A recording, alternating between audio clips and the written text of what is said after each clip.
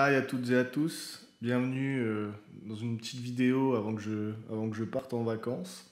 J'ai pas encore eu le temps de faire la vidéo des 500 abonnés, en tout cas merci à vous de me suivre. C'est prévu que je la fasse dans les temps prochains. Je ne sais pas encore quoi, mais vous verrez.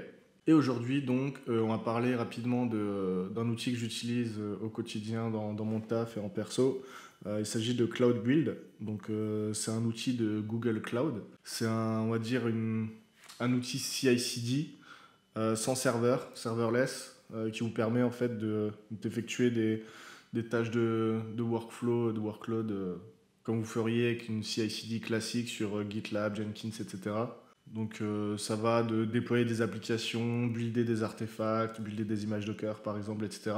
Et aujourd'hui, on va voir comment très simplement avec Cloud Build, builder une image Docker et la pousser sur notre repository GCR. Voilà, très simplement. Donc si vous êtes prêts, c'est parti.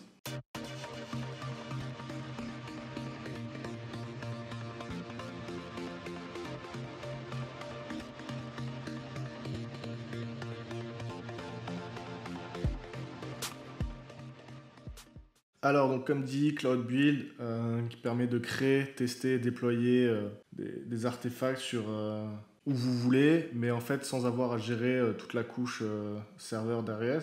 Donc, c'est un service dit serverless. On peut par exemple compiler des applications Go, Java, Node.js, on peut builder des images Docker, on peut déployer des applications Helm dans un cluster Kubernetes, etc. On peut effectuer en fait une multitude de tâches de CI/CD comme on ferait avec Jenkins, GitLab, Argo CD et consorts. Donc aujourd'hui, on va juste faire un Hello World pour que je vous montre en fait comment ça fonctionne et on verra peut-être par la suite pour pousser un peu plus loin et voir des choses un peu plus complexes. Donc pour ce tuto, je vais suivre en fait le guide de démarrage rapide de Google qui je trouve est très bien fait. C'est celui que j'ai suivi la première fois que j'ai découvert Cloud Build. Donc on va le faire ensemble. Donc avant de commencer, il faut que vous vous assuriez en fait que vous avez accès évidemment au projet Google sur lequel vous essayez de builder et pousser votre image. Il faut que la facturation soit activée et que l'API Cloud Build soit également activée. Et il vous faut donc le SDK Cloud, donc Gcloud, et à jour si possible.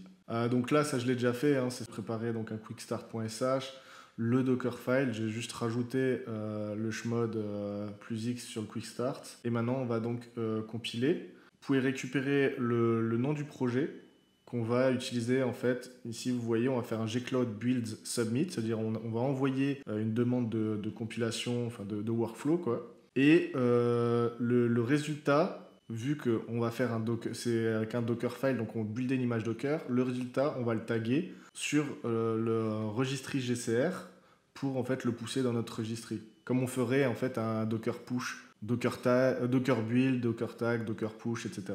Donc on retourne sur la console. Donc j'ai mes fichiers.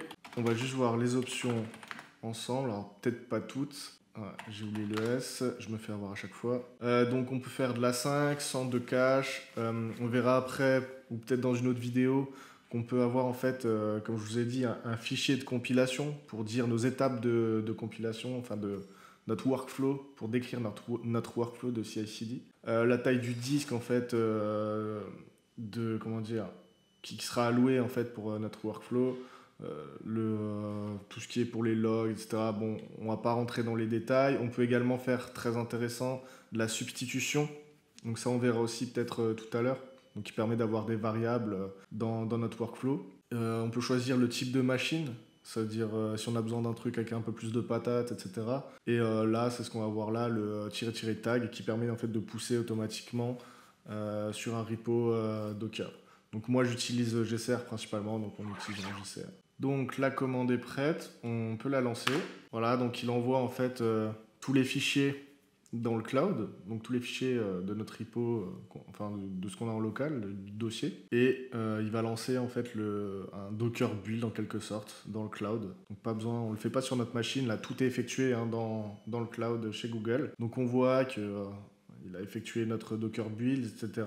Il a tagué l'image et il l'a poussé. On voit qu'il l'a poussé donc sur GCR, le projet, et le nom de l'image avec le tag. On peut évidemment taguer plusieurs fois la même image en une seule fois. Ça permet par exemple, moi ce que je fais, c'est quand j'ai un repo Docker, j'ai par exemple une branche Devel où je vais taguer mon image avec Devel, une branche master où je vais taguer stable, et quand je fais des tags git, et ben je vais taguer mon image docker avec le git tag et faire une release. Donc notre image a été poussée, on va maintenant vérifier qu'elle fonctionne. Vous pouvez faire un docker pull. Alors évidemment il faut que vous soyez authentifié sur le registry GCR. On va pas voir ça dans cette vidéo. Je vous invite à aller voir la documentation si c'est pas encore le cas.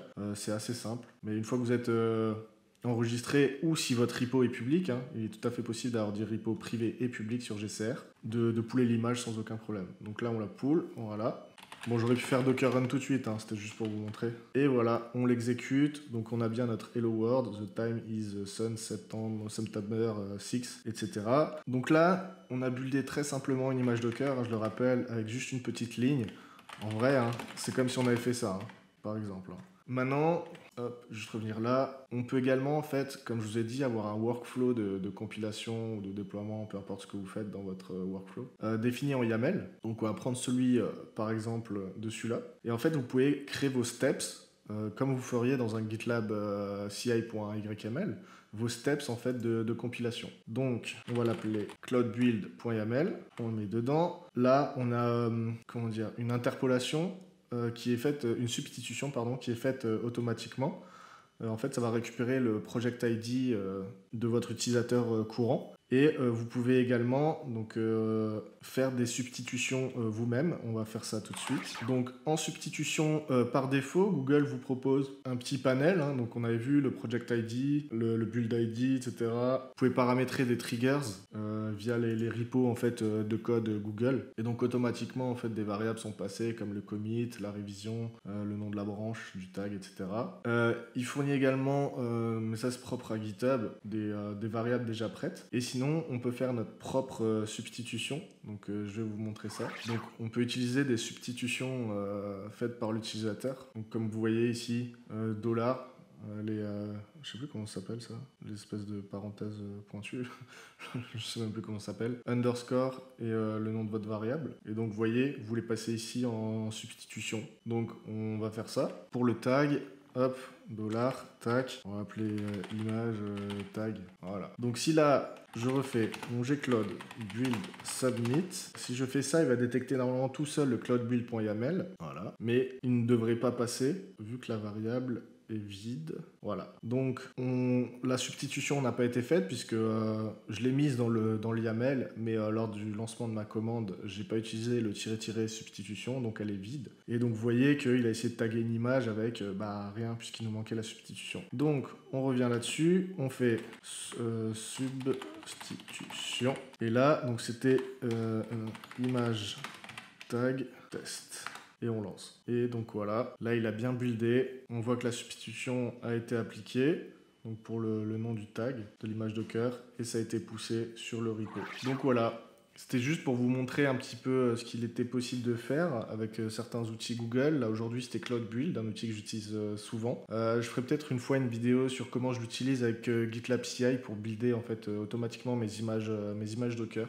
Faut savoir qu'il existe d'autres options, etc., d'autres possibilités avec Cloud Build. Je vous invite à aller voir la documentation et à tester un peu de votre côté. Je ferai peut-être d'autres vidéos où on rentrera un peu plus dans les détails. En tout cas, j'espère que cette vidéo vous a plu, que ça vous a donné envie de découvrir un peu les outils Google. Donc voilà, j'espère que cette vidéo vous a plu. Merci de l'avoir regardée. N'oubliez pas le petit pouce bleu, le commentaire. Et à la prochaine, sûrement pour la vidéo des 500 abonnés. Merci encore à vous. Ciao!